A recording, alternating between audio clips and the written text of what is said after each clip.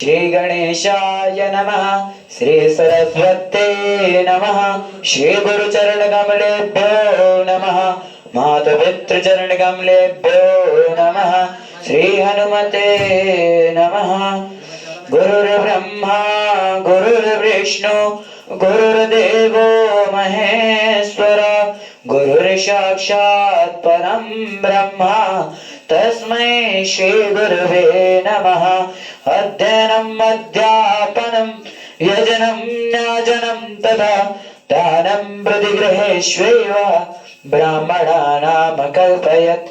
नारायणं नमस्कृत्यं नरं चैव नरोत्तमं देवीं सरस्वतीं व्यासं ततो जयमुदीरयेत्। सच्चिदानंद रूपाय विश्वोत्पत्त्यादि हेतवे तापत्रय विनाशाय श्री कृष्णाय वयं नमः।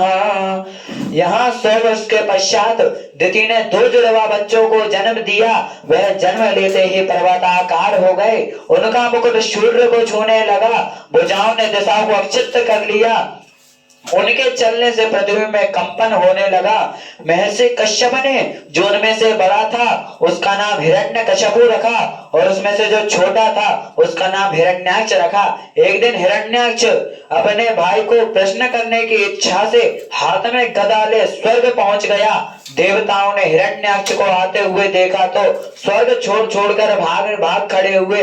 वरुण की राजधानी विभावपुरी पहुंचा। वहां वरुण देवता को राज सिंहासन पर बैठा हुआ देख तो हंसी उड़ाकर उन्हें प्रणाम किया और कहा, महाराज मुझे युद्ध की दीक्षा दीजिए। वरुण ने देवता ने कहा, अरे ओ दैत्यराज, हम बूढ़े हो गए हैं, हम युद्ध नहीं कर सकते। तुम नारायण के पास जाओ, वह तुम्हारी इच्छा पूर्ण करेंगे। हिरण्याक्ष जब वहां से निकला तब उसने मार्ग में नारायण का जप करते हुए देवर्षि नारद को देखा। उनसे पूछा, क्या तुम नारायण हो? तब नारद जी ने कहा, मैं नारायण नहीं, उनका दास नारद हूँ। तो फिर हिरण्याक्ष ने उनसे पूछा, क्या तुम्हें लड़ना भिड़ना भी आता है कि ऐसे ही? तब नारद जी ने बोला, मुझे लड़ना भिड़ना तो नहीं आता, मगर मुझे लड़ाना भिड़ाना बहुत अच्छे से आता है।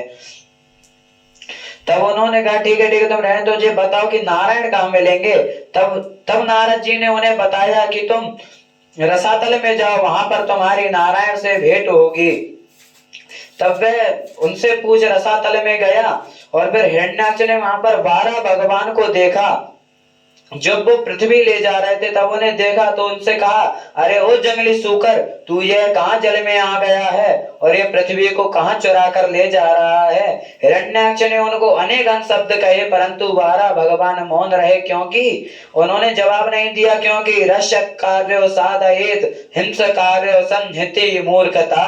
विद्वान पुरुष सबसे पहले अपना कार्य सिद्ध करते हैं। 12 भगवान ने पृथ्वी को जल के ऊपर स्थापित किया। फिर हिरण्याक्ष से कहा, सत्यम वयं वर्ण गोचरा मृगा यज्ञद्वयन्धान मृग एकाम सिंहान नामृत्यपाशय मृतिमुक्ष वीरा विक्तन्न तव गुरुनन्नति भद्र भद्र। अरे दैत्यराज, तुम सत्य कह रहे हो, हम जंगली जीव हैं, परंतु तुम जैसे ग्राम सिंह कुत्तों को हम खोजते रहते हैं। 12 भगवान ने जब इस प्रकार हिरण्याक्ष को कहा तो हिरण्याक्ष को क्रोध आ गया। उसने अपनी गदा 12 भगवान पर जोर से चलाई। 12 भगवान ने तिरछे होकर उसकी गदा से अपने आप को बचा लिया। फिर दोनों में घमासान गदा युद्ध हुआ। तब जो युद्ध को देखकर ब्रह्मा आदि अनेकों देवता उस युद्ध को देखने के लिए आकाशवाणी में आ गए। ब्रह्मा जी ने कहा, हे भगवान, शाम होने वाली है, इससे पहले आप इस दैत्य को मार दो, अन्यथा संध्या काल की बेला को प्राप्त कर यह बलवान हो जाएगा। ब्रह्मा जी कह ही रहे थे, उसी समय हिरण्याक्ष ने अपनी गदा 12 भगवान पर चलाई। भगवान की गदा हिरण्याक्ष की गदा सहित पृथ्वी पर गिर गई। यह देवता हाहाकार करने लगे, यहाँ वहां छिप गए। उसी समय वारा भगवान ने हिरण्याक्ष की कनपटी पे एक तमाचा मारा। हिरण्याक्ष पृथ्वी पर गिर गया, उसकी आंखें बाहर आने लगी और उसका गोविंदाय नमो नमः हो गया। देवता लोग जय जयकार करने लगे। बोलिए वारा भगवान की जय।